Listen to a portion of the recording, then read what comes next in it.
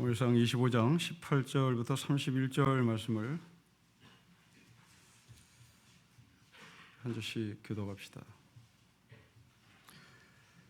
아비가일이 급히 떡 200덩이와 포도주 2가죽 부대와 잡아서 요리한 양 5마리와 볶은 곡식 5세야와 건포도 100송이와 무화과 뭉치 200개를 가져다가 나귀들에게 싣고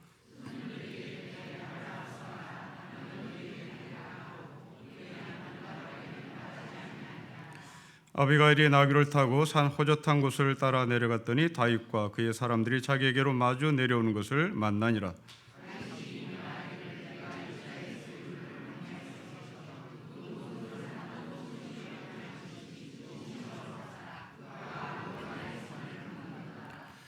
내가 그에게 속한 모든 남자 가운데 한 사람이라도 아침까지 남겨두면 하나님은 다윗에게 벌을 내리시고 또 내리시기를 원하노라 하였더라.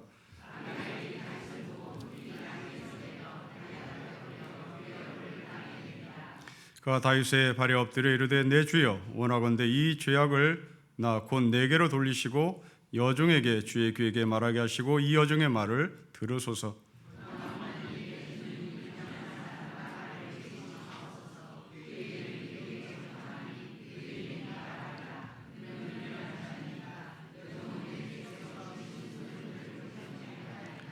내 주의 여호와께서 살아계심을 두고 맹세하노니 내 주도 살아계시거니와 내 주의 손으로 피를 흘려 친히 보복하신 일을 여호와께서 막으셨으니 내 주의 원수들과 내 주를 헤아려 하는 자들은 나발과 같이 되기를 원하나이다.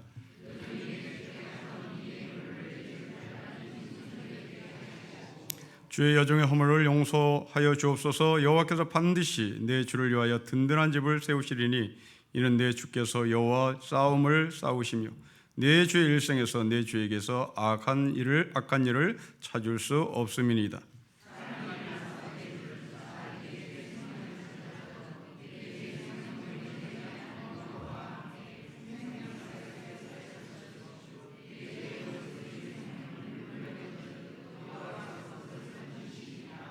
여호와께서 내 주에 대하여 하신 말씀대로 모든 것을 내 주에게 행하시니 내 주를 이스라엘의 지도자로 세우실 때에 내 주께서 무죄한 자를 피를 흘리셨다든지 내 주께서 친히 보복하셨다든지 함으로 말미암아 슬퍼하실 것도 없고 내 주의 마음에 걸리는 것도 없으리니 다만 여호와께서 내 주를 호대하실 때에 원하건대 내 주의 여종을 생각하옵소서. 아멘. 자, 오늘 본문은 3가지 이야기로 구성이 되어 있습니다. 첫째로 다윗을 만나기 위하여 부랴부랴 음식을 만들고 동물을 준비한 아비가일의 이야기고요. 두 번째로 그 동물을 가지고 다윗을 향해서 가다가 중간에 다윗을 만난 이야기입니다. 또한 세 번째로는 그 다윗 앞에서 아주 길게 소위 연설 같은 그 연설을 하는 아비가일의 이야기입니다.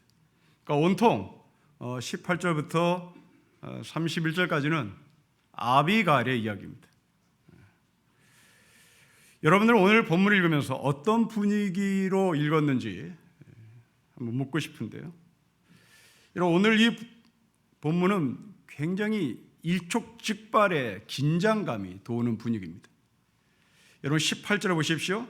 아비가일이 급히 아주 뭐가 지금 긴박하게 움직이고 있는 분위기예요. 또한 23절 말씀에도 급히 나귀에서 아비가일이 내립니다. 그것만이 아니라 엎드리죠. 얼굴을 땅에 댑니다. 그러니까 뭐가 지금 굉장히 긴박하게 돌아가고 빨리 이 문제를 해결해야 되겠다고 하는 그런 분위기입니다. 또 하나 여러분들 24절부터 31절까지 쭉 훑어보면 계속 반복되는 단어가 있습니다. 내 주라는 단어가 엄청나게 많습니다. 한 절에 적어도 2개 이상 쓰고 있습니다. 총 29번이 반복됩니다. 지금 이 아비가일은 여자는 다윗 앞에 무릎을 꿇고 내 주님, 내 주님, 내 주님을 29번을 외칩니다. 그러니까 긴박하게 돌아가고 있는 거예요. 급히 떡을 준비하고 급하게 나귀에서 내리고 엎드리고 머리를 조아리고 살려주세요, 살려주세요, 내주 살려주세요, 내주 살려주세요 29번을 반복을 합니다. 그러니까 오늘 이 본문은 여러분들이 아주 긴박한 마음을 들고 읽으면 좀 더 쉽게 본문에 들어갈 것이고 좀 더 쉽게 해석이 될 수 있는 본문이죠. 자, 그럼 우리는 이 세 가지의 이야기를 하나씩 접어가면서 본문을 함께 보겠습니다. 첫째로 음식을 만드는 아비가일의 이야기입니다. 여러분 18절 말씀 보십시오. 아비가일이 급히 떡 200덩이와 포도주 2가죽부대와 잡아서 요리한 양 5마리와 볶은 고식 5세아와 건포도 100송이와 무화과 뭉치 200개를 가져다가 나귀 실었습니다. 여러분 18절의 이야기도 지금 숨이 가쁩니다. 떡 200개를 준비했습니다. 그리고 포도주 창고에 가서 포도주를 꺼내왔습니다. 또한 양을 잡으러 우리에 가서 양을 잡아왔습니다. 이게 없어요. 지금 이 18절은 어떻게 한꺼번에 이 모든 것들이 마련되었는지 모를 정도로 지금 급하게 막 움직였습니다. 자, 왜 이 아비가일이라는 여자는 이렇게 숨도 쉬지 못하고 동물과 음식과 떡을 준비해야만 했을까 하는 겁니다. 그렇지 않으면 이 집은 풍지박산 나는 거예요.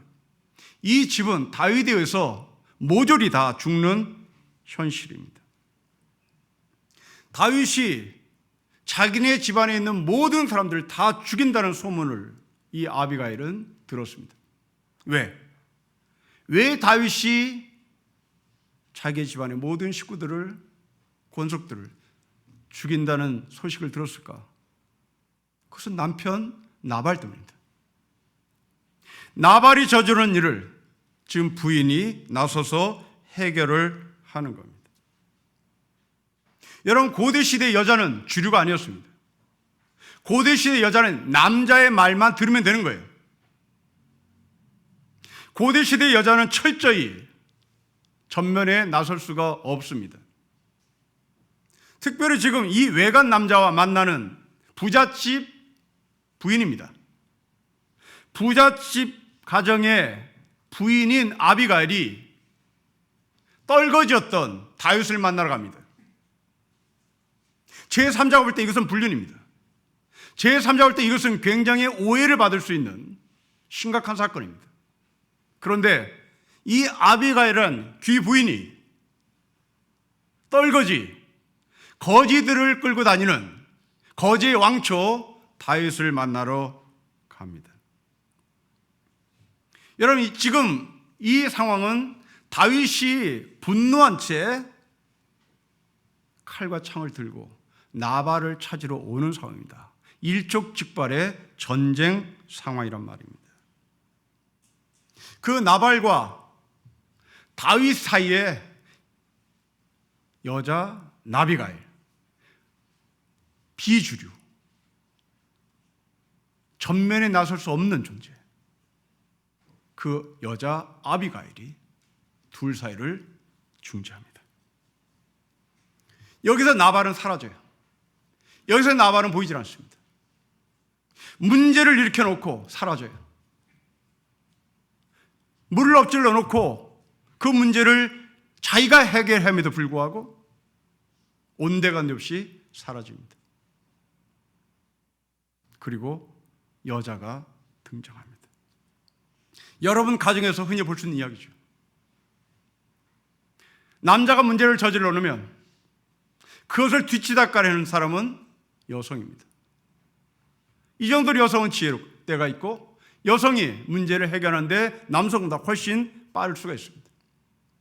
국가에서도 마찬가지죠. 국가에서 누가 일을 저질러 놓고 그걸 뒤치다거리는 사람들, 사회에서나 국가에서나 가정에서나 어떤 조직 안에서 책임을 지지 않고 뒤로 물러서고 사라지고 이제 그 문제를 해결하고 해요. 전혀 힘도 없는 이 아비 같은 사람이 문제를 해결하는 경우는 점점 정말 왕왕 있습니다. 여러분, 이것이 오늘 우리의 현실로 끌고 들어와서 다시 생각해 봅시다. 지금 다윗의 군대가 나발의 군대와 지금 함께 격돌하게 될 상황입니다. 우리나라는 지금 강대강으로 부딪히고 있는 현안들이 참 많습니다. 정치가 지금 강대강으로 붙고 있고 노사의 갈등도 강대강으로 붙어 있습니다. 여러분, 이 문제를 해결하기 위하여 정말 모든 사람들이 목청을 높이며 외칩니다. 자, 이때 교회는 어떻게 되나?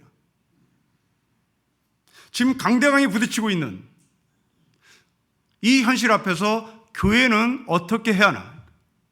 교회는 다윗처럼 진격해야 되나? 교회는 나발처럼 사라져야 되나? 아니면 교회는 아비가일처럼 중재하고 살리는 자리에 서야 하나?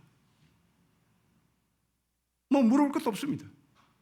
나발처럼 사라져서 안 되고 다윗처럼 죽이러 진격해서도 안 되고 아비가일처럼 가운데 서서 서로 죽지 못하도록, 서로 피 흘리지 않도록 중재를 하는 것은 교회가 해야 할 책임입니다. 성도 여러분, 여러분들이 지금 이 강의 시국 앞에서 정치인들이 서로 첨예하게 부딪히는, 그래서 앞으로 60일 후에 선거를 치르는 이 현실 앞에서 여러분들은 다윗처럼 죽이겠다고 덤벼드는 사람입니까? 아니면 몰래 사라지는 사람입니까? 우리 교회는 이 상황에서 어떤 위치에 서야 할 것인가 하는 겁니다. 최근에 우리 한국교회에서 존경을 받는 홍정길 목사라는 분이 계십니다.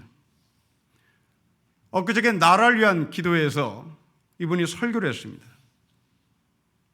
우리나라가 여기까지 민주주의의 체제를 얻기까지 얼마나 많은 피를 흘렸는지에 대한 소회를 말씀하신 후에 이분이 총선 이야기를 꺼냈습니다. 이 홍 목사가 총선 이야기를 설교 시간에 꺼내면서 하시는 말씀이, 이제까지는 선거가 좋은 사람, 좋은 정책을 가진 정당을 뽑는 것이었다면 앞으로 60일 남은 4.15 총선은 체제를 선택하는 선거가 확실해졌다, 이렇게 말을 했어요. 여러분, 이건 선동이잖아요. 여러분, 목사가 선동을 하고 있습니다.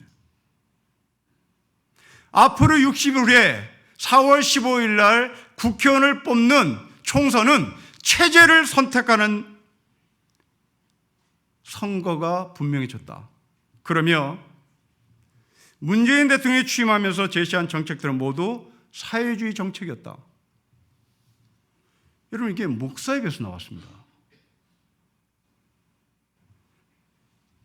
여러분, 이 홍정길 목사의 이념이 뭔지는 모르겠으나 설교 시간에 지금 강대강으로 부딪히는 이 시국 앞에 존경받는 목사가 이 설교를 하면 이건 선동이잖아요.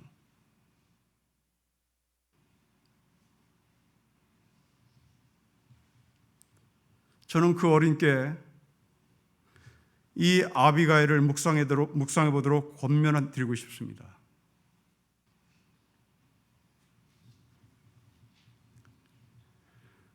우리의 현실을 해결하는 것은 다윗처럼 공격하는 것도 아닙니다.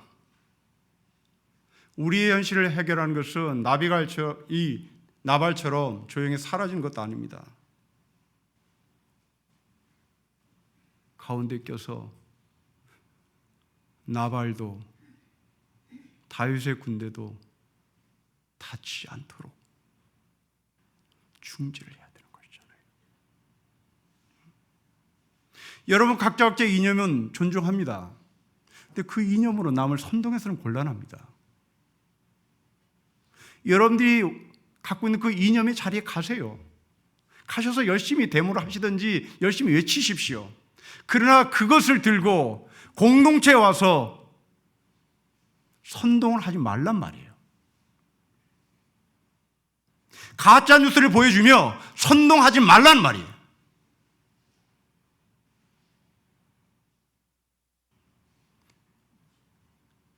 그렇다면 이분은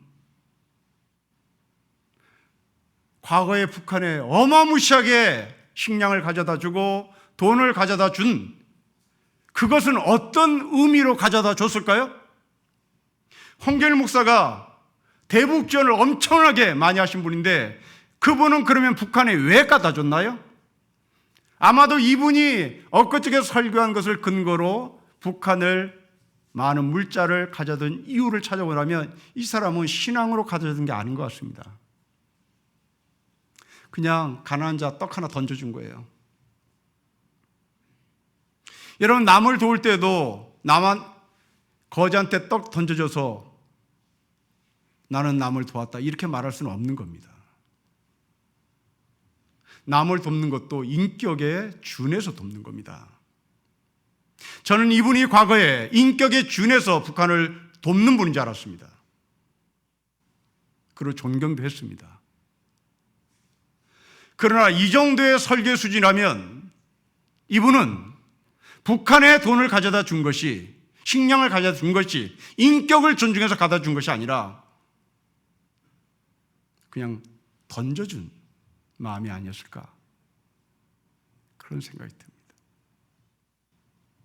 아비가일은 그러지 않았습니다. 대체 아비가일의 영성은 어떤 영성인지 봅시다. 다시 거듭 말씀드리지만 중재하는 영성입니다. 우리는 이 영성을 십자가의 영성이라고 말하죠. 십자가는 하나님과 우리 사이를 화목제로 삼으신 영성입니다. 이때 우리는 하나님과 원수가 된 사이였습니다.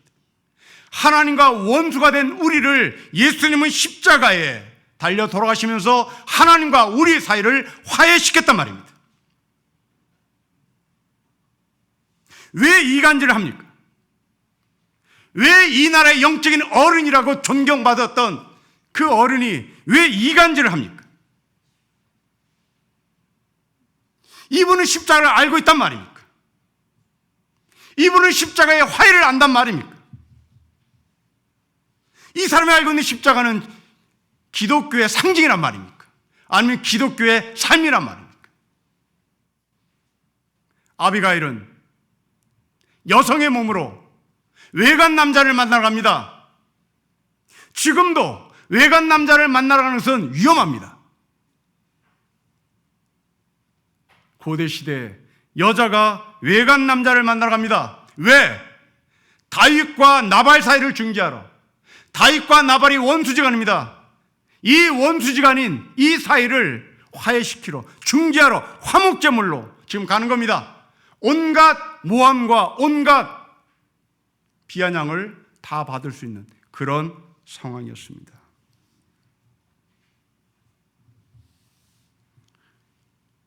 여러분들은 세상을 살면서 다윗처럼 내가 저놈을 죽여야 되겠다, 그래서 내가 이겨야 되겠다, 그런 생각으로 인생을 사십니까? 아니면 그 싸우는 그 틈바구니 속에서 아비가일처럼 중재하는 삶입니까? 여러분, 우리 모두가 다 좀 이렇게 자식들 잘 키우고 다 어른이 되고 어긋나가지 않았고 자기의 삶의 책임을 다 지고 살 수 있었던 근거는 무엇입니까? 남편과 아내 사이에 누군가가 죽어줬기 때문이죠. 남편과 아내 사이에 부딪히는 것들을 때로는 남편이 지기도 하고 때로는 아내가 지기도 하고 서로 그래서 화합해 갔기에 우리는 자녀들을 잘 키운 것이죠. 또 때로는 그 강경에 부딪혔을 때 기도하는 권사님의 기도가 그 둘 사이를 하나로 묶어준 축복도 있죠. 그 강대하로 부딪힐 때 별 보이는 목사의 설교를 통하여 살 길을 찾았던 적도 있지요. 선동을 하지 않았고 이기자고 외치지 않았고 둘이 모두가 피를 흘리지 않는 방법이 뭔가? 그 대안을 찾았고 그 대안을 말해주고 그 대안의 삶을 살았기에 우리 자녀들 어긋나지 않고 어른이 된 것입니다. 아비가일은 그런 영성이었습니다. 그러면 이 아비가일이 이런 영성을 어떻게 얻었을까 하는 겁니다. 여러분 18절과 19절 보십시오.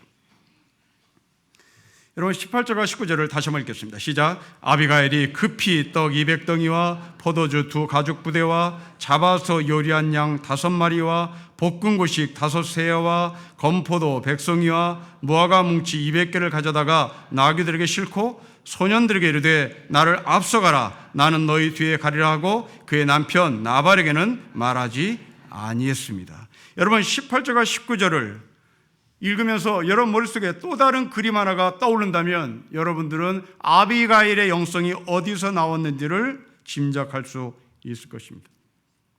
여러분 18절과 19절을 다시 한번 눈으로 훑어보며 어떤 그림과 유사한지를 찾아내 보십시오. 어떤 그림입니까? 야곱과 에서의 그림입니다. 야곱이 에서를 만나러 갈 때 재산들을 앞세웁니다. 이때 창세기 32장 6절을 보면 에서가 400명의 군대를 끌고 옵니다. 오늘 본문도 400명입니다. 다윗이 400명의 군대를 끌고 옵니다. 에서의 군대도 400명이었습니다. 아비가일은 이 영성을 어디에서 배웠습니까? 경험입니까? 아닙니다. 추측입니까? 아닙니다. 인맥입니까? 아닙니다. 아비가일은 이 영성을 어디서 배웠습니까? 성경에서 배웠습니다. 창세기에서 배웠습니다. 성경을 묵상하면서 배웠습니다. 여러분, 성경을 묵상함이란 우리 영성이 성장한단 말입니다.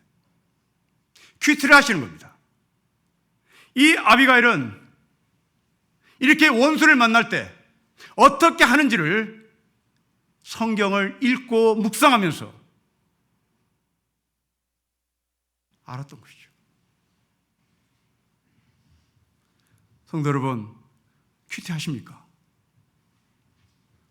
성도 여러분, 삶의 지혜를 어디서 배웁니까? 삶의 지혜를 경험에서 배웁니까? 삶의 지혜를 인맥에서 배웁니까? 삶의 지혜를 하나님의 말씀에서 배웁니까? 적어도 이 아비가일은 하나님의 말씀 속에서 자신의 영성을 키워갔습니다. 지난주 오후에 저는 청년들하고 큐티에 대해서 서로 이야기를 나눴습니다. 모두가 다 여러분들이 변명이죠. 큐티는 하고 싶지만 출근하고 퇴근하는 시간이 너무나 급해서 우리는 큐티할 수 없다. 인정합니다. 여러분 다 그렇죠.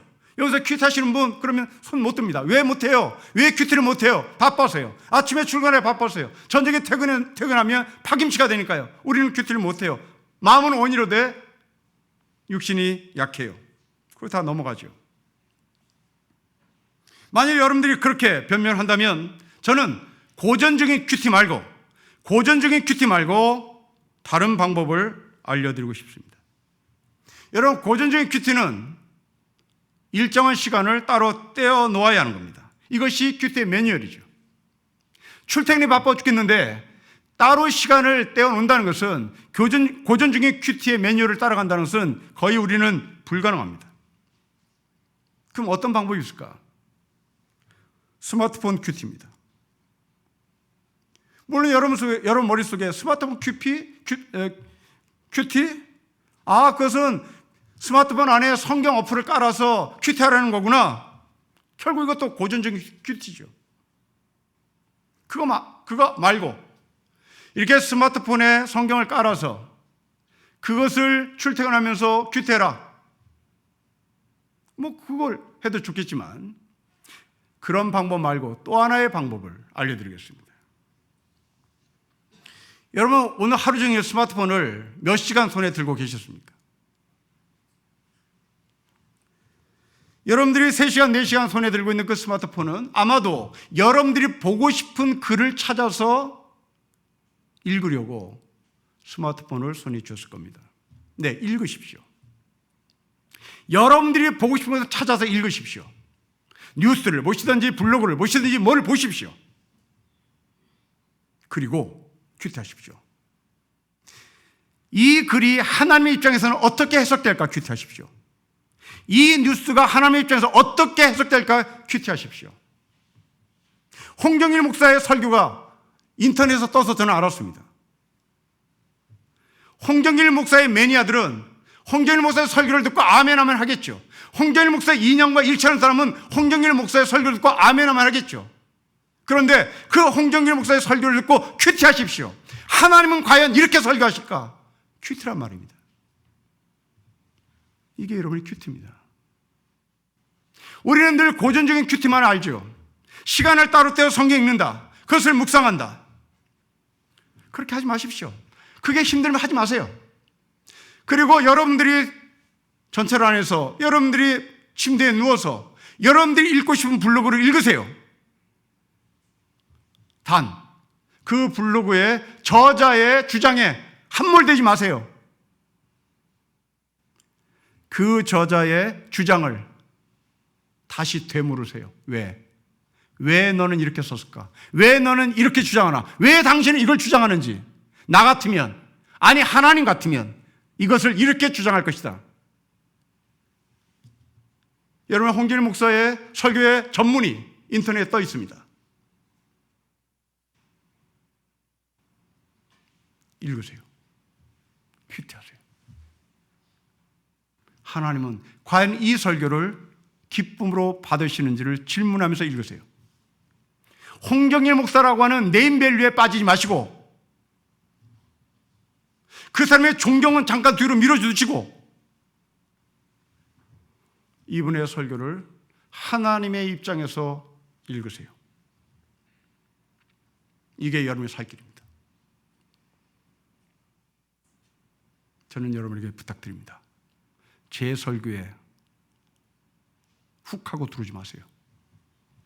제 설교에 여러분들이 세뇌당하지 마세요. 여러분은 제 설교를 들으며 정말 이것이 하나님을 기쁘시는 설교일까를 늘 질문하며 들으십시오. 제 설교는 설교일 뿐입니다. 저는 하나님의 말씀이 아닙니다. 저는 하나님의 말씀이 아니에요. 저는 설교할 뿐입니다. 여러분은 스스로 하나님의 마음을 들고 글을 읽든지 설교를 듣든지 이 세상의 모든 사사건건의 일들을 하나님의 관점에서 보는 훈련을 하는 겁니다. 여러분, 이것이 제3의 큐티입니다. 아비가일은 바로 그런 사람이었습니다. 큐티를 하며 자기의 삶의 지혜를 늘 간직하고 살았습니다. 이 음식을 들고 다윗을 만나러 가다가 다윗을 드디어 만났습니다. 여러분 21절, 22절 보십시오. 우리 같이 읽겠습니다. 시작. 다윗이 이미 말하기를 내가 이 자의 소유물을 광야에서 지켜 그 모든 것을 하나도 손실 없게 한 것이 진실로 허사라. 그가 악으로 나의 손을 갚는도라. 내가 그에게 속한 모든 남자 가운데 한 사람이라도 아침까지 남겨두면 하나님은 다윗에게 벌을 내리시고 또 내리시를 원하노라 하였더라. 여러분 22절을 우리는 점잖게 번역했습니다. 모든 남자들 표현했는데 이게 원문을 보면 서서 소변 보는 놈들 이 말입니다. 서서 소변 보는 놈들. 여러분 이 22절을 읽으면 섬뜩해야 되는 겁니다. 지금 인종 청소에 들어간 겁니다. 제노사이드 들어간 겁니다. 다윗이 제노사이드를 하려는 거예요. 싹쓸이 해버리는 겁니다. 서서 소변 보는 놈들 내가 싹쓸이 하겠다는 겁니다.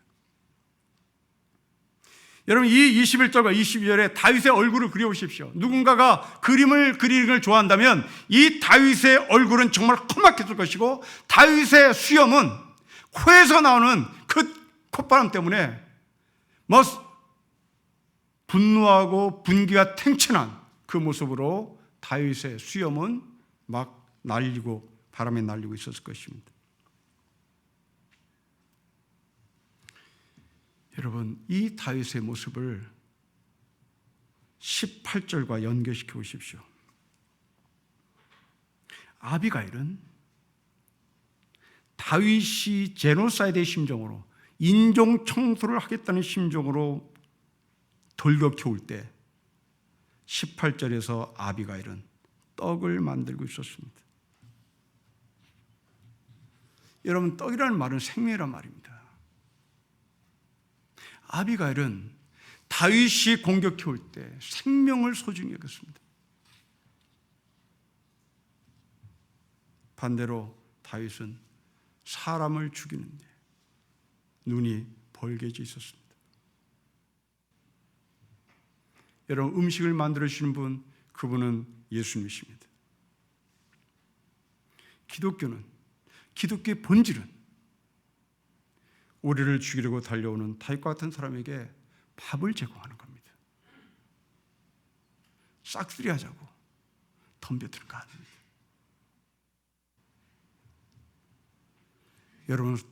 여러분은 음식을 만드시는 성도이십니까?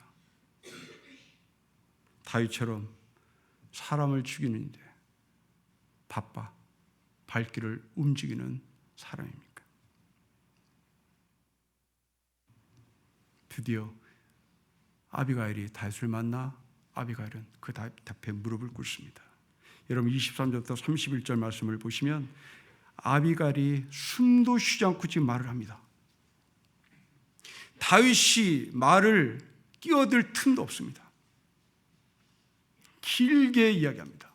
숨도 쉬지 않는 상태인 것 같고 길게 이야기하고, 그리고 23절부터 31절의 단어들을 보십시오. 단어들은 무지무지 화려합니다. 그리고 다윗의 마음을 흔들어 놓는 말들을 구사합니다. 이 아비가일이 한 말은 종합해서 정리하면 딱 두 가지입니다. 첫째는 당신의 삶 속에 하나님의 섭리와 하나님의 계획이 들어있습니다. 둘째, 당신이 지도자가 됐을 때 아비가일 나를 기억해 주십시오. 이 두 가지가 아비가일이 다윗에게 했던 말입니다. 첫째, 아비가일이 다윗을 향한 하나님의 섭리와 계획이 어땠는지 봅시다. 여러분, 30절, 31절 보십시오. 우리 같이 읽겠습니다. 시작. 여호와께서 내 주에 대하여 하신 말씀대로 모든 선을 내 주에게 행하사 내 주를 이스라엘 지도자로 세우실 때에 내 주께서 무죄한 피로 흘리셨다든지 내 주께서 친히 보복하셨다든지 함으로 말미암아 슬퍼하실 것도 없고 내 주의 마음에 걸리는 것도 없으시리니 다만 여호와께서 내 주를 후대하실 때에 원하건대 내 주의 여종을 생각합소서. 여러분, 이 말씀을 10절과 연결시켜 보십시오. 저 위에 10절 보십시오. 나발의 말입니다. 나발이 다윗의 사원들에게 대답하려되 다윗이 누구며 이새의 아들은 누구냐? 나발은 다윗이 누군지 몰라요. 그런데 30절 31절에 아비가일은 다윗이 하나님의 섭리와 하나님의 계획 속에 있다는 것을 알아요. 여러분, 왜 나발은 11절에서 다윗을 모르는 사람으로 기록을 하고 있고 아비가일은 하나님의 섭리 속에 다윗이 있다는 것을 알 수 있었을까요? 그 기준은 딱 하나입니다. 소유입니다. 여러분, 나발은 자신이 갖고 있는 재산이 너무나 많아서 상대방의 아픔을 공감할 능력이 없었습니다. 여러분, 이 나발이라는 사람이 이마만큼 어마무시한 재산을 쌓는 동안 이 사람은 어떻게 재산을 축적했는지를 상상해 보십시오. 제가 여기서 잠깐 어려운 단어 두 개를 쓰겠습니다. 하나는 저축, 하나는 축적. 이제 묻습니다. 여러분, 나발은 저축해서 부자가 된 사람입니까? 축적해서 부자가 된 사람입니까? 여러분, 저축과 축적의 차이가 뭔지 아십니까? 저축이 무엇입니까? 축적이 무엇입니까? 저축은 내가 쓸 만큼만 준비해 놓는 겁니다. 축적은 배가 터지도록 끌어모으는 겁니다. 자, 다시 질문합니다. 나발은 저축한 사람입니까? 축적한 사람입니까? 아비가일은 저축한 사람입니까? 축적한 사람입니까? 똑같은 재산을 소유한 나발과 아비가일은 부부입니다. 이 부부가 같은 재산을 바라보는 시각은 이렇게 달랐습니다. 나발은 축적이었습니다. 아비가일은 저축이었습니다. 여러분, 우리가 하나님의 섭리와 하나님의 계획을 믿는다면 우리의 소유의 개념은 저축으로 가야 하는 겁니다. 쓸 만큼 아닙니다.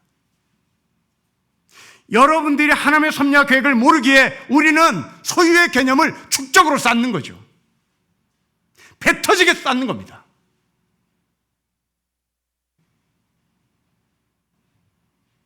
여러분, 개미는 축적입니까? 저축입니까? 개미는 축적하지 않아요. 개미는 저축합니다. 겨울에 먹을 만큼만 쌓아놓는 겁니다. 인간은 먹을 만큼만 쌓아놓지 않아요. 배가 터지도록 쌓아놓죠.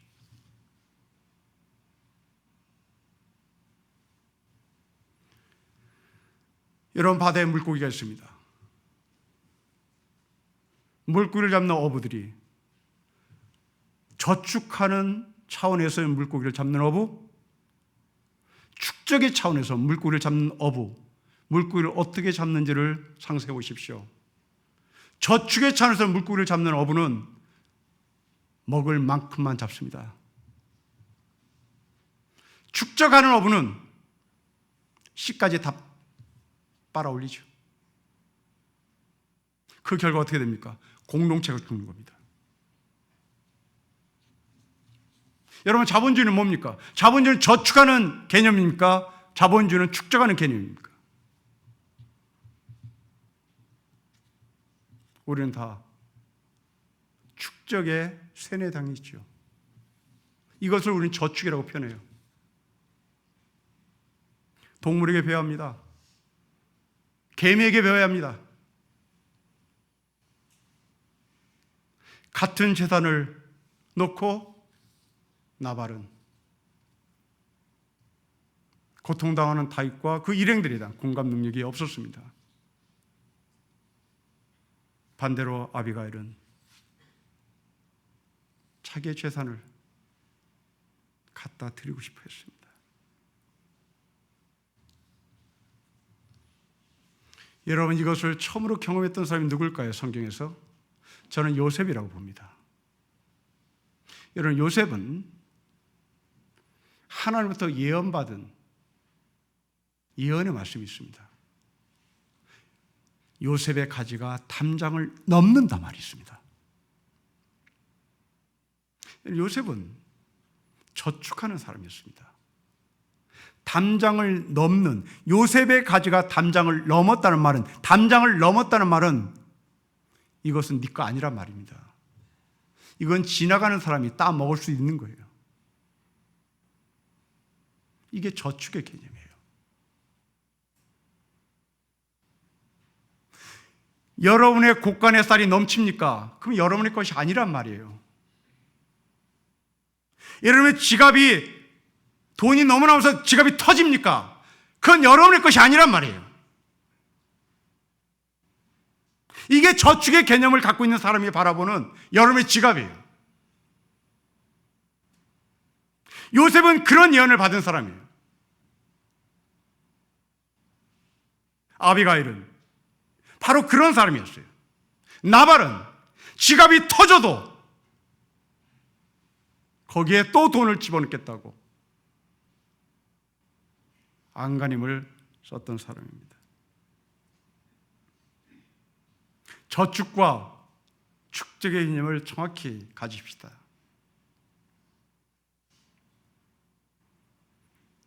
아비가일은 그 음식과 떡을 들고 다윗에 나가 드리며 다윗에게 부탁을 합니다. 여러분 31절 보십시오. 다시 한번 읽어볼까요? 시작. 내 주께서 무죄한 피를 흘리셨다든지 내 주께서 친히 보복하셨다든지 함으로 말미암아 슬퍼할 것이 없고 내 주의 마음에 걸리는 것도 없으시리니 다만 여호와께서 내 주를 후대하실 때 원하건대 내 주의 여종을 생각하십시오. 여러분 주목해서 볼 말씀은 아비가일이 나를 생각해 달라고 하는 표현입니다. 여종입니다. 여종임을 기억해 달라는 거예요. 당신이 피를 흘리지 않고 왕이 될 수 있었던 것은 하나님의 섭리, 하나님의 계획인데 이것을 내가 당신에게 알려줬습니다. 그러니 기억해 주세요. 여러분 만일 이 아비가일이 이렇게 다윗에게 찾아 말을 해주지 않았다면 나발을 죽이고 왕이 됐겠죠. 여러분 이 그림은 또 어떤 그림과 오버랩됩니까? 또 야곱의 그림입니다. 야곱은 하나님의 섭리와 계획하에 장자권을 가질 사람이었습니다. 그런데 그 하나님의 섭리와 계획을 믿지 못했던 야곱은 장자권을 비정상적인 방법으로 손에 쥐기 시작하죠. 이 아비가일은 다윗에게 하는 말입니다. 내 주 다윗이시여 야곱장 나지 마십시오. 야곱처럼 살지 마세요. 하나님의 섭리와 하나님의 계획이 있음을 아십시오. 그렇다면 이 하나님의 섭리와 하나님의 계획을 한다는 것이 무엇입니까? 다시 또 본론으로 들어갑니다. 아비가일처럼 남을 돕는 겁니다. 저축을 하되 축적하지 않는 겁니다. 축적된 부분은 남을 위해서 쓰는 겁니다.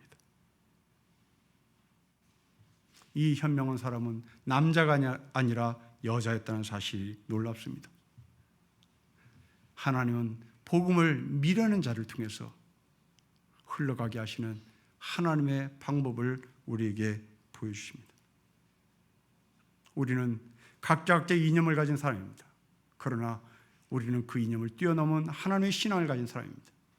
이 하나님의 신앙을 가진 사람들은 부딪히는 이념 사이에 내가 서로 피 흘리지 않고 함께 살 수 있는 방법을 찾아내는 것이고 그 길을 제시하는 사람입니다. 그러기에 우리는 이 세상의 어떤 위대한 사람보다 더 위대한 사람입니다. 이 땅에 제 아무리 위대한 사람도 반대팔을 꺾는 데 급한 사람이지만 우리는 그들 사이에 중재하는 사람이기에 훨씬 나은 사람들입니다. 말씀을 정리합니다. 이름 없는 별 볼 일 없는 여자, 그를 통하여 전쟁이 그쳤습니다. 이름 없는 우리를 통하여 이 땅의 평화는 하나님께서 우리를 통하여 이루어 주실 것입니다. 여러분이 갖고 있는 그 돈은 축적된 돈인지 저축하는 돈인지를 스스로 물으십시오. 하나님의 성실과 하나님의 섭리와 하나님의 계획을 믿고 있다면 여러분들은 돈 씀씀이가 이웃을 위해서 넉넉하게 쓰여질 것입니다. 하나님의 섭리와 하나님의 계획을 실제로 믿는 아비가일의 영성이 우리 모두에게 있기를 주로 축복합니다. 기도하겠습니다. 하나님 아버지, 한 여인을 통하여 전쟁이 멈췄습니다. 한 여인을 통하여 가정이 사라질 뻔하는 무서움이 사라졌습니다. 그 한 여인이 하나님의 섭리와 하나님의 계획이 다윗에게 있음을 알려줬습니다. 아버지 하나님, 우리도 이렇게 살고 싶습니다. 똑같은 돈인데 나를 배불리는 돈, 똑같은 돈인데 필요한 곳에 쓰임받는 돈, 우리가 어떤 돈의 개념을 갖고 있는지를 알려주시고 하나님이 원하시는 쪽으로 우리의 발걸음을 옮길 수 있도록 축복해 주십시오. 이 모든 것들을 가능케 만드시는 것은 하나님의 섭리와 하나님의 계획을 믿는 믿음 안에서 이루어진 것을 저희가 다시 한번 굳게 믿습니다. 아버지 하나님 간구합니다.